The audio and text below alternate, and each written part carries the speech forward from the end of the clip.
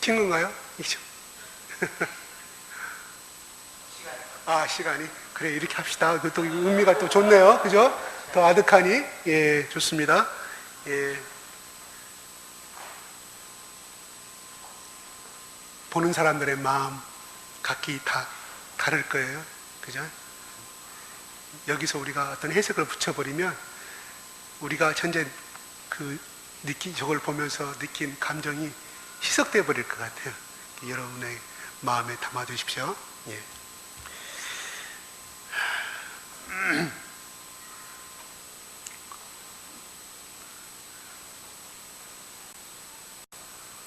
예.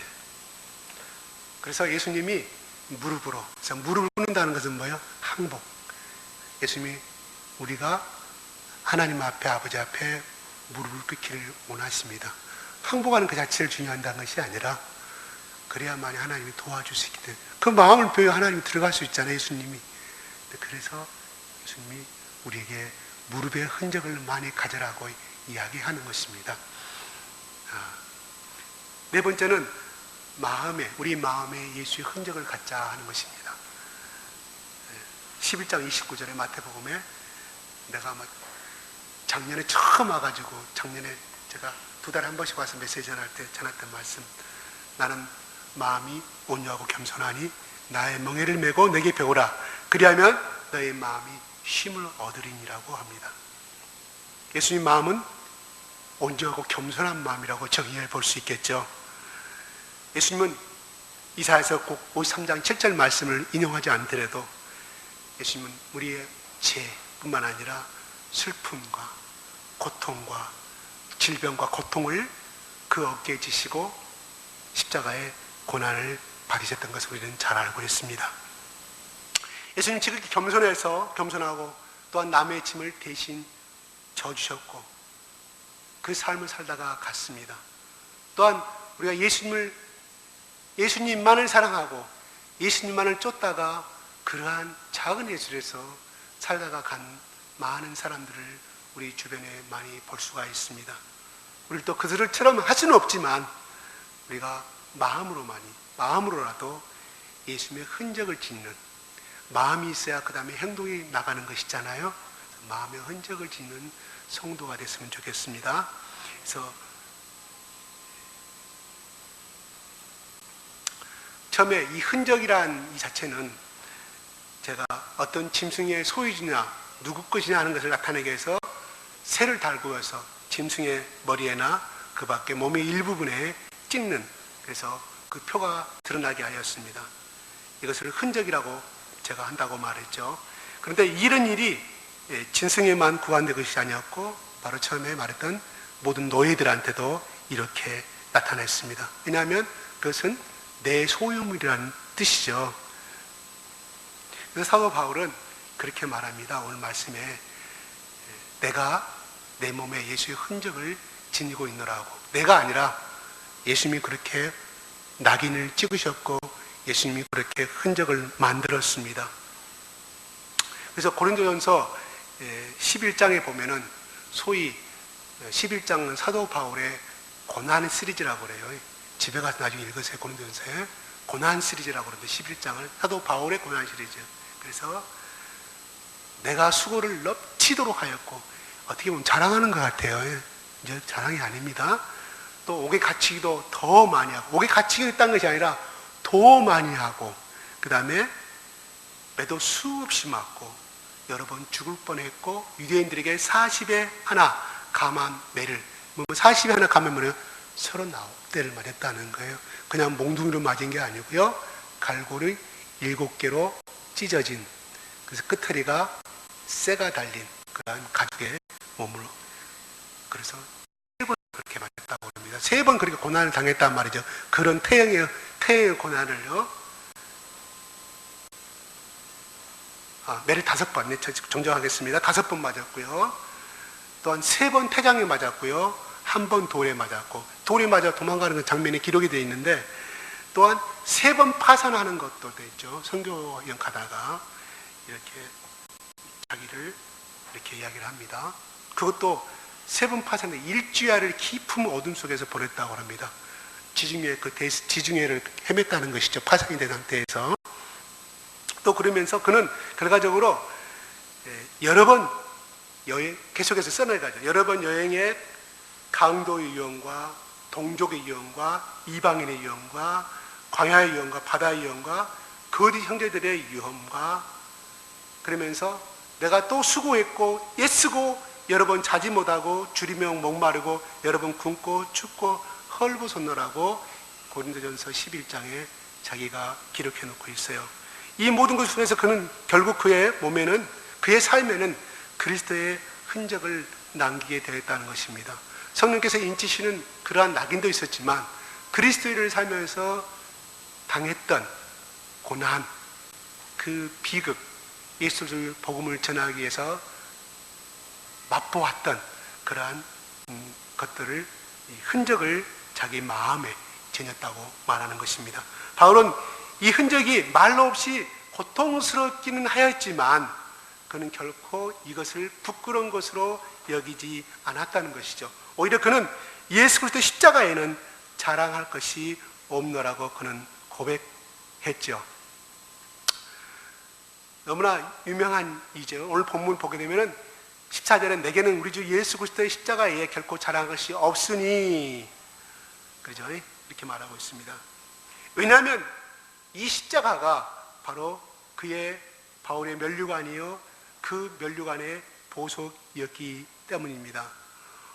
우리가 잘 아는 성 프란체스코가 그의 소원은 항상 하나님께 기도하기를, 나는 정말로 예수님처럼 인생을 살고 있습니다. 예수님처럼 하나부터 열까지 그렇게 살다가 죽는 것이 소원이었다고 그래요.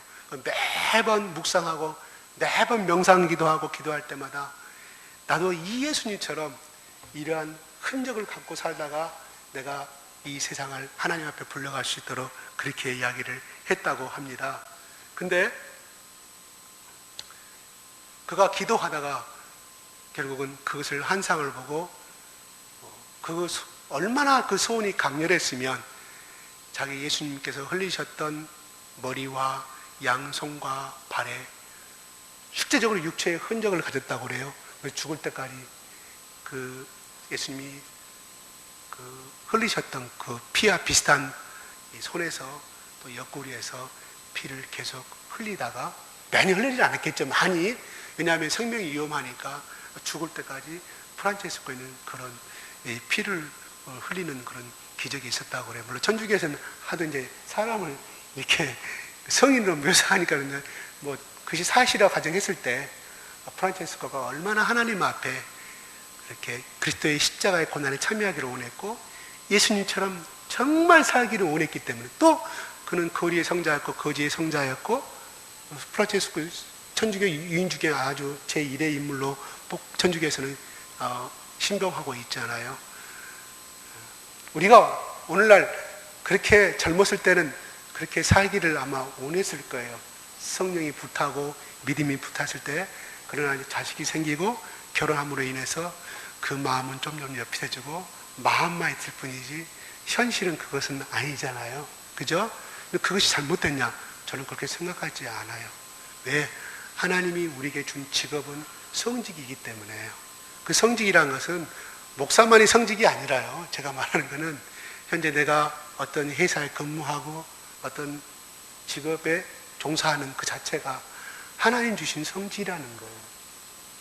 그래서 이건 제가 좀 이 본문 말씀하고 조금 어긋나지만 내 가정에 뭔 일이 생겼어요.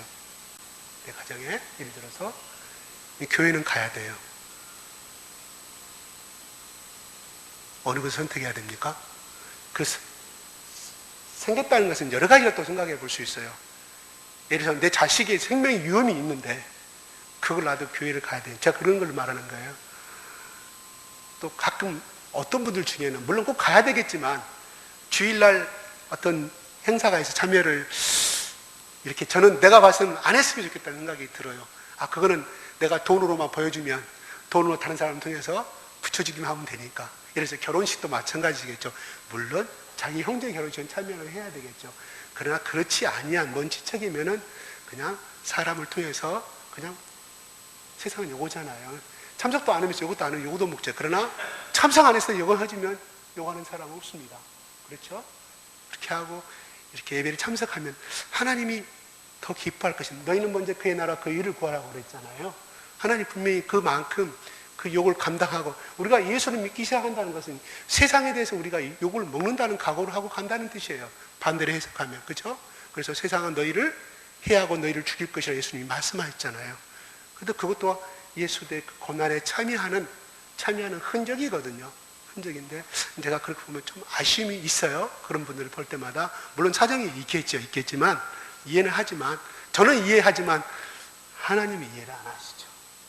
저는 이해는 하지만 이런 부분들을 이렇게 생각에 저는 가끔 들어요. 언뜻 눈에 보이거든요. 그래서 오늘 말씀에서 우리가 얼굴의 흔적을 갖자는 것과 그 다음에 손의 흔적을 갖자는 것과 또한 몸의 흔적을 가져보자는 것입니다. 우리가 세상을 살아가면서 예수를 삶을 살아가는데 결탄코 편안한 삶을 살고서는 예수님이 그 사람에게 축복은 주지는 않죠. 그렇다고 해서 교회 나와서 열심히 하라. 제가 아까 질문했죠. 자식의 생명이 위험해 가는데 그거는 우선 그거부터 가야 되겠죠. 그것부터 해결해야 되겠죠. 그죠? 교회는, 제가 또 학대해서 갑니다. 교회는 우리 믿는 사람들을 위해서 생겨난 공동체예요. 그죠? 그죠? 교인이 있고 교회가 있는 것이거든요. 저는 무슨 교회에서 청소하는 것도 참 중요하고 하지만 먼저 가정에 천국을 이루는 것이 중요하다고 생각합니다. 천국을 이루는 것이. 근데 가정은 엉망으로 하면서 교회에서 막 나한테 공격하는 사람들이 바로 그렇게 말을 하거든요. 저는 그걸 인정을 해요. 그 사람들의 말에 제가 반박을 안 하는데, 이것부터 우리가 가정에 천국을 이루는 삶이 먼저 중요하다는 것. 다시 말해서 가정에서 예배 드릴 수 있어요. 그죠? 맞아요? 맞아요? 가정에 예배 드릴 수 있어요. 주일날 어쩔 수 없이 빠지게 됐을 경우에 그건 하는 거예요. 근데 그렇게 하지도 아니하고, 또 내지는 그냥 내 이 마음이 이러니까 내가 오늘 주일 예배 나가지 않고 내가 오늘 목사님이 이렇게 말했으니까 해야겠다. 그건 자기 합리화 말고요. 합리화 말고 우선 모든 것이 하나님의 어떤 이 땅에 세우신 것이 아담과 이브에 먼저 가정을 세우셨잖아요. 그죠? 하나님이 우리에게 먼저 가정이 바로 서기를 원하신다는 것을 제가 그걸 강조하기 위해서 하는 것이지 교회를 소홀히하라는 뜻은 아닙니다. 그런 것들입니다. 그래서 우리가 이제 제가 하나의 이렇게 가정하고 교회를 갖고 제가 비교를 했는데, 우리가 삶을 세상을 살아가면서 참으로 예배는 참석을 해야 되겠고, 마음은 정말 또 어떤 내 가정에 어떤 주위에 어떤 일이 생겨서 거기도 가봐야 되겠고, 이런 것과도 참 갈등을 참 많이 가집니다. 그러나 우리가 그것을 정말 내 합리화가 아닌 정말 하나님 편에 봤을 때 예수님이라면 이 경우에 어떻게 선택하였을 것인가. 그래서 그걸 욕먹을 것을 각오를 하고 하나님의 의를 구했을 때 그 속에는 분명히 영광과 욕이 같이 따르겠죠. 그 욕을 먹는 것도 내 마음에 예수 그리스도의 흔적을 쌓는 것이라고 제가 간단히 예를 소개하기 위해서 제가 이 말씀을 드리는 것이거든요. 그죠? 그래서 우리는 우리의 마음속에 성령께서 낙인을 찍었습니다. 이건 뭐예요? 너는 하나님 것이라는 것이죠. 하나님의 자녀라는 낙인을 찍었는데, 그런다고 하면은 우리는 내 의와 내 주장과 내 생각은 하나도 없어져야 한다는 말이 성립되잖아요. 노예한테 내가 절대 7년, 내가 6년이 끝나면 나는 나가지 않겠습니다. 종일토록 제가 죽을 때까지 내가 귀에 구멍을 뚫어서 주인을 섬기겠습니다. 소원한 그 종이 주인이 말 한마디에 거역할 수 있나요? 거역할 수가 없죠. 그죠? 마음대로 주인이 할 수 있기 때문에. 그러나 주인의 유익에 따라서 그 노예가 존재하는 것처럼 우리가 존재하는 것은 하나님의 영광을 위해서 존재하지만 우리가 행복하기를 원하시는 것이 우리 아버지 하나님의 마음이라는 거예요. 그래서 구약에 나오는 주인과 노예 관계는 어떻게 보면 피할 수 없는 운명적인 관계지만 우리가 하나님과 나의 관계는 피할 수 없는 행복의 관계라는 것입니다. 그래서 우리는 그거를 예수님으로부터 성령을 통하여서 우리는 하나님 앞에 인정을 받았고 낙인을 받았고, 끊임없이 우리는 그걸 통해서 우리 속에 방금 말했던 것처럼 우리가 예수 그리스도의 종으로서 하나님의 백성 자녀로서의 내 손과 발에, 내 눈에, 내 마음에 끊임없이 바울이 하나님의 영광을 위해서 살다가 가졌던 그 영광의 흔적을 우리가 기쁨으로 맞이하는, 기쁨으로 여기면서 매일매일 생활을 해나가는, 그래서 그거를 나중에 예수님 심판대에 섰을 때 내 손과 내 머리와 내 마음과 내 발을 보여주면서 내 발은 어떻게 했고 내 손을 보십시오, 이 흔적을 자랑할 수 있는 우리 교회가 됐으면 좋겠습니다. 기도하겠습니다. 예.